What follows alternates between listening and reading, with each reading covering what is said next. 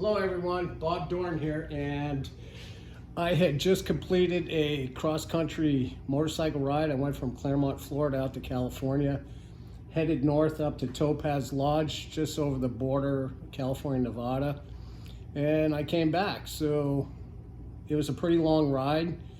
It was roughly 5,819 miles round trip. So it was pretty awesome. Thank goodness nothing really major happened while I was out cruising around. I did have a headlight that burnt out, but I did bring a replacement, so that worked out well. All right, so here's a list of things that you should take. It doesn't mean you have to, but these are the things that I had one time or another needed on some of the long distances I've ridden. So some people ask, what's considered a long distance? To me, it's anything over like 500 miles or longer, or maybe a ride that takes you overnight up into the hills. All right, so some of the things to bring with you. I'll start over here. Good pair of sunglasses. You want to bring some paper money, just in case your debit card doesn't work for whatever reason. Another one is a toolkit. I also brought Allen wrenches, speed and handle Allen wrench. Rain gear, you definitely want to take some rain gear with you. This is actually a pretty big bag and a pretty heavy duty rain jacket and pants. Another one is a kidney belt. You'd be amazed at how this thing actually saved my back on a lot of these rides. So you got to put it on tight and it'll keep you good. Here's a front headlight bulb for my bike, and I bought two of them. I have one left over, so I always bring one of these with me. Set of hand warmers, in case you need them. Some of the areas get really cold out there. On my trip back in New Mexico up in the hills, the ambient temperature dropped as low as 30 degrees. So yeah, I needed that. Didn't have them though. Next are a couple other tools: pliers, Phillips head screwdriver, and a flat tip. Another one is a flashlight. This one here I use with my handguns, so it's small enough that I can put it anywhere. One of the most important things is a battery tender. This right here I plug into my motorcycle, and from this I can plug in a USB, as you can see right here. And this way here I can use my iPhone GPS to get me to where I'm going. Just as important as a spare key. I always take a spare key with me, because if I lose the one that I typically use and I don't have another one with me, then that's a big logistics nightmare.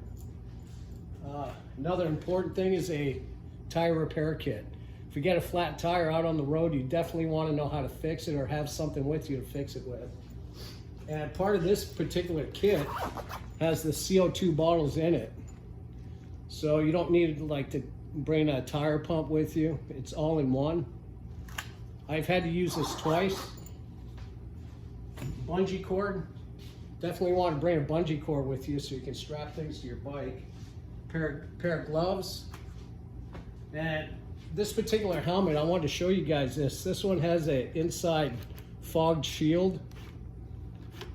So this is really handy if I don't want to put sunglasses on, or if the sun pops up and I don't want to pull over and put sunglasses on. That's a real good deal. Another thing are bicycle shorts, like padded shorts. Put these on for your long ride, and I'll tell you what, this will save your butt. It really will. Second layer, make sure you bring some type of sweater with you so you can put it on under your jacket. I guarantee you're gonna need this. All right, and another thing that worked out well for me on this trip was the deer whistle that I had purchased over at Walmart for like $6. And I'll tell you what, I do know that it works, because I had seen a buck shooting out from the side of the road, and just as I was coming up, it turned and it jumped off the side of the road into the woods. So that whistle is this here. So for $6 at Walmart, you can buy a set of these. I have them mounted on the front end of the motorcycle, two sides. That's what it tells you to do. And then over here, I want to show you how to hook up that tender so you can run a USB up to your front of your bike so you can use your phone as a GPS. Also, another cool thing is you can do a Bluetooth and actually receive your phone calls too if you have your phone plugged in. So this right here, this is a cable coming off your battery. If you don't have one of these, you can get one. And all it is it just plugs into your battery on your terminal posts, and you can plug in that battery tender that has a USB end on it and run your cable up through the side of the bike up to the top. Another thing you're going to want to do is have a mount for your phone. This one here is kind of cheesy. I just made it work with Velcro. I didn't want to spend any money, so I just made that work. All right, well, I hope some of this helps you.